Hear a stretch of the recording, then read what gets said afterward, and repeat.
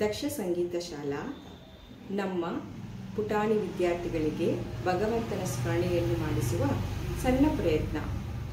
ನಮ್ಮ ವಿದ್ಯಾರ್ಥಿಗಳು ತಮ್ಮ ಮುದ್ದಾದ ಧ್ವನಿಯಿಂದ ದೇವರ ಭಜನೆಯನ್ನು, ಶ್ಲೋಕವನ್ನು ಹಾಡಿ ತೋರಿಸುತ್ತಾರೆ.